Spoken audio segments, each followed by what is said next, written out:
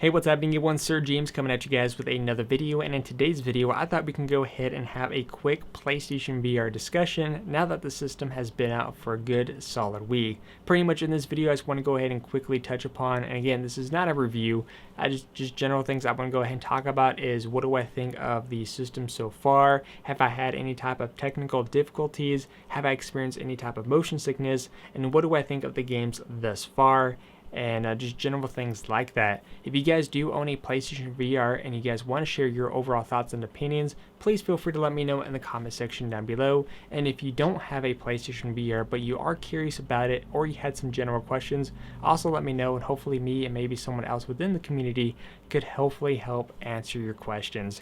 So first off, I do want to apologize because I want to try to get this video out on Thursday, even though today is Saturday. The reason why for the delay is because one, Battlefield 1, I mean, it's a really addictive game. I'm a big Battlefield fan.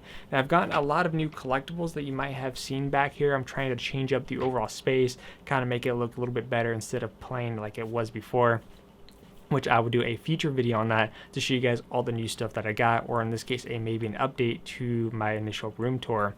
So before I talk about the VR headset, I do want to go ahead and do a quick update on two accessories, which are by the company known as PowerA. Now, I did do an unboxing video of these, so I thought it would be proper to kind of update you on these since I've already got the chance to use these quite a bit.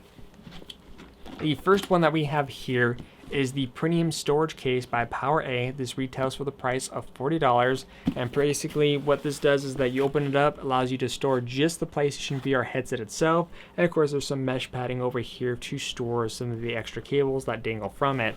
What I actually use this case for, and actually works out quite well for it, is when I'm actually going to be gone at work, I actually store it in here to keep it at a safe place, so that way nothing happens when I'm gone. And of course if I'm not going to be playing it at all that day, I also keep it in here to kind of keep it away as well to ensure that it's in a safe location and nothing happens to it. But overall, a really good solid case. I've had no issues, no scratching issues at all because there's a lot of soft padding in here, but definitely a recommendation if you're looking for just a simple storage case for the VR headset right there.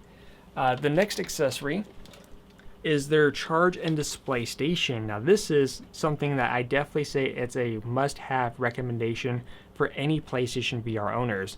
What this does is that the display portion of its name allows you to display the headset on top when not in use, or maybe you're trying to wait for your controllers to get charged out, which is where the charge portion of the name comes into play, which allows you to charge, and this plugs in through an outlet, not a USB by the way, allows you to charge one DualShock 4 controller and two PlayStation Move controllers all at once, so therefore you don't have to wait or keep changing out plugs and USBs, because if you think about it, that's 1, 2, 3 USB slots that you would have had to use up on your system. In this case, seeing as the PlayStation 4 only has 2 USBs unless if you have a third-party accessory, or if you have the upcoming PlayStation 4 Pro that has 3 USBs.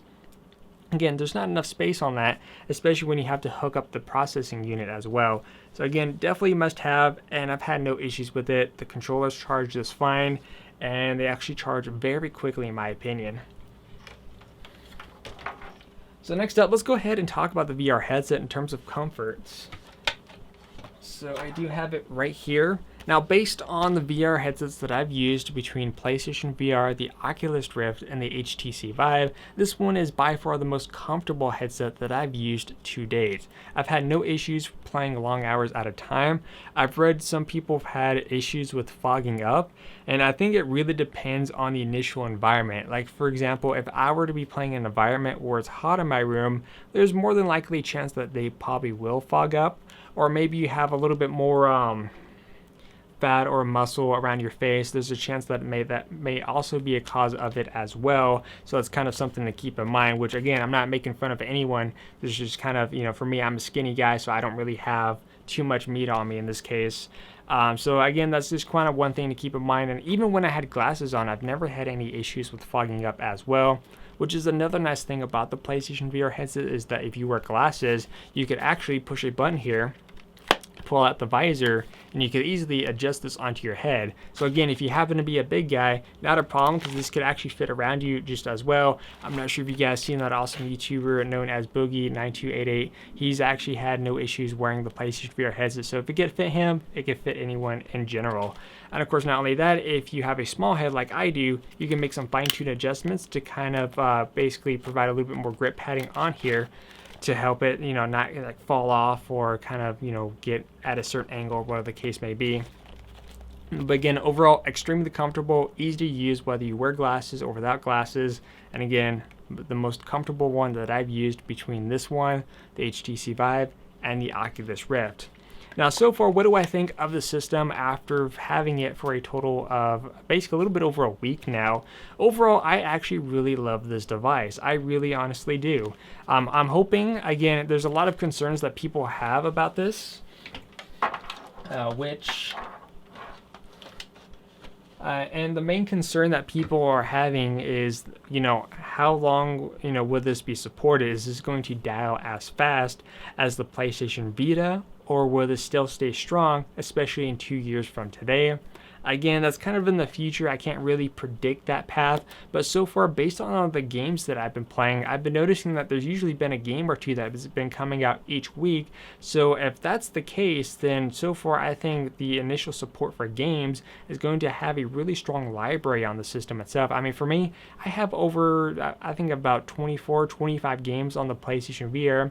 I haven't got the chance to play them all yet, but so far, based on what I played with my initial experience, a lot of them are super fun, except for one. There's one that was kind of flat out boring, which I'll get into in just a moment. So again, I can't really predict that future, whether or not Sony's going to stay strong with PlayStation VR or if it's going to die out by the end of next year. Again, I don't really have the answer to it, but if the games do keep coming out and the games are getting good, because I know we have some big titles coming out.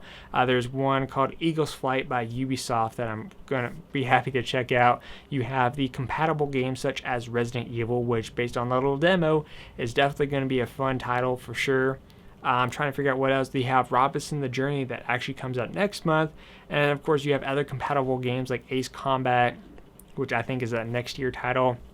So again, if these titles keep coming out strong, or if these big AAA games or whatever do have a VR compatible mode, then I honestly don't think this will die out anytime soon. I would like to see some improvements though, for sure. I mean, I would like to see an increase in the resolution. I know with the PlayStation 4 hardware and stuff like that, they may not be able to do that. With the Pro, I know there's going to be some extra benefits for PlayStation VR, which I'm definitely going to be checking into. But again, just one of the things that I would like to see is an increase of the overall resolution instead of the whole 1080p. Maybe bump it up to something closer to what the HTC Vive produces. But again, that's my initial thoughts on it so far. Now, have I experienced any type of technical difficulties? I've only had one minor issue, which has nothing to do with the tracking.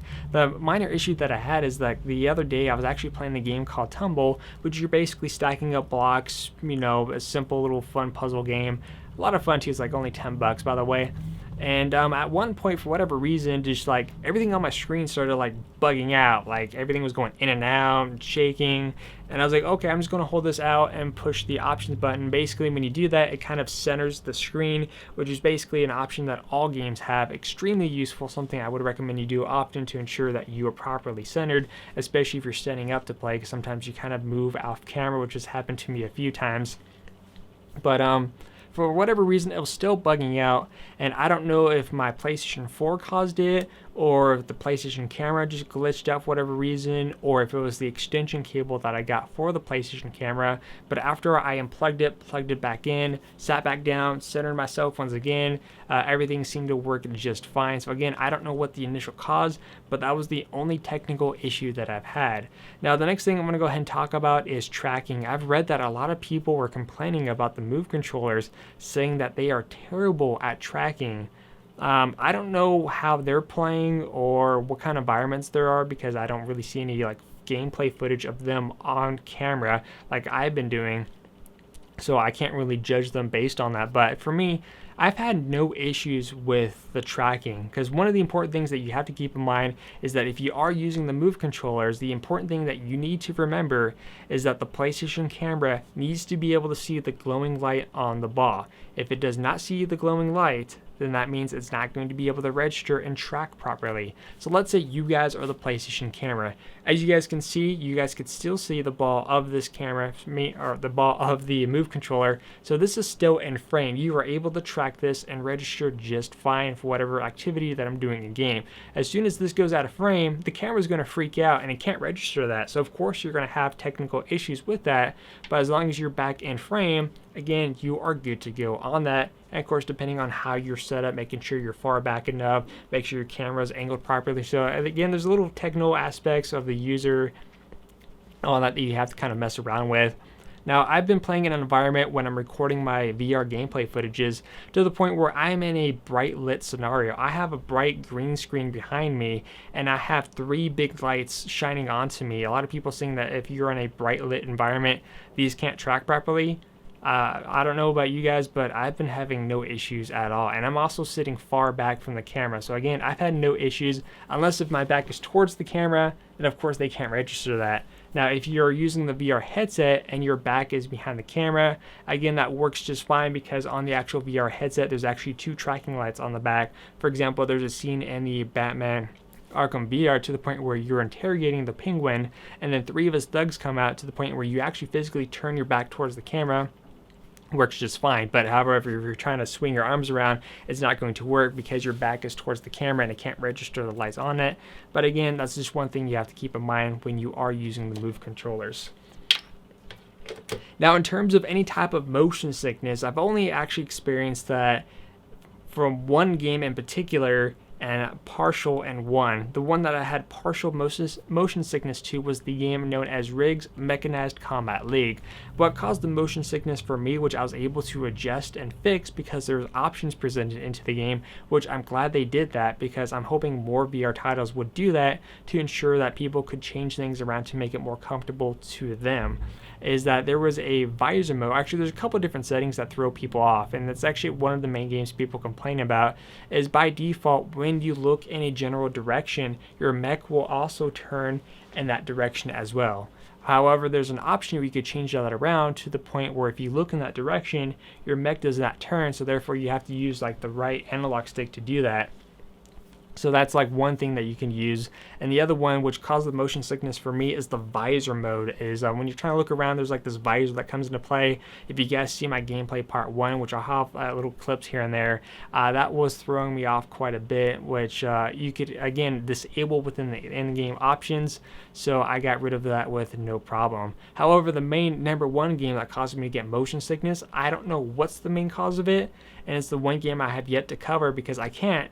Because 1, I've returned it by now, and 2, it's the one game that's made me feel like crap. And it's the one game called The Loading Human Chapter 1, which I don't know what causes it, but definitely made me feel terrible to the point where the first time I felt sick for a good solid 6 hours. Not pleasant, to the point I couldn't even look at my screen. I couldn't look at any screen for a good solid 6 hours. And again, that was not nice. I tried it again. I've had that same feeling, that same hardcore motion sickness feeling to the point where it hit me for a good solid 4 hours this time around. But again, it was just to the point where it's just too much. I returned it, got my full money back, and put it towards something else. So again, that was the only game that I've suffered any type of major motion sickness at all. Now, in terms of the general games, so far I've been enjoying many of the games. I would say the weakest game so far is, I can't count it as a whole because it's like a game that comes with like 5-in-1.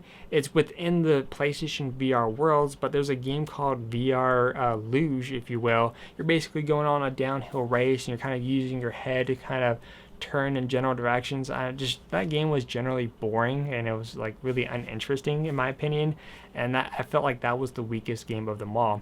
But I would say the strongest games within the library, if I were to name top 3, is Riggs Mechanized Combat League. Is one of the more expensive titles, but there's a lot to do. The game modes, which consist of 3 of them, are a lot of fun, a lot of customization. You could change your teammates around, offline, online play, a lot of mechs to try out. Just a lot of things to do in the game. The other strong game title, in my opinion, is Battlezone. Now, with Battlezone, you could actually play in a single-player aspect for long distances or short, depending on what you want to go for. There's also a drop-in and drop-out online cooperative play as well, a whole nemesis system, but again, another fun title to have. And the other one for the number 3 spot is a little bit hard because I felt, these two felt even, but if I only had to pick one, and again, the choices I'm making here is between Batman and the Until Dawn Rush of Blood, but I would probably give it to the Until Dawn Rush of Blood because there's a little bit more to it compared to the Batman game. But that one is a fun, basically like an arcade horror roller coaster shooter. I can imagine having these arcade games for like stuff like House of the Dead. Imagine those arcade games came to PlayStation VR, and you have like a new like gun controller, which they do have one coming out for Farpoint. Then I think that would be pretty dope to have on the VR system. But the Until Dawn Rush of Blood scared the crap out of me, especially if you watch part 2. Definitely there should be like an annotation somewhere that pops up, or at least towards the beginning of this video, if you will. And yeah, that one scared the living crap out of me to the point where I was like, you know what, this game is fun. Not because it scared the crap out of me, okay, well maybe besides that, but everything was spot on. The gunplay, every time you shoot, aiming at targets, and wherever you're aiming, you have like this little flashlight in these dark, creepy environments. When you're watching the gameplay, it's not as fun. However, when you're in the VR headset, you have a totally different experience. So I mean, if you have the chance to try that game out, again, be the one in the VR headset because it's a big game changer. But the gameplay was nice. The fact that you just basically shake your hands to reload your weapons worked out flawlessly. So again, simple, fun, interactive gunplay, kind of like the other game, the Pixel Gear one that I uploaded the other day. It's also a simple, fun little arcade shooter. Again, I had no issues with. But that's basically generally about it that I want to go ahead and talk about, just a small general discussion. I will do a future update towards this as more games get released and kind of see how the support for the PlayStation VR still continues from then. But if you guys have any questions, let me know in the comment section down below, and I'll see you guys next time.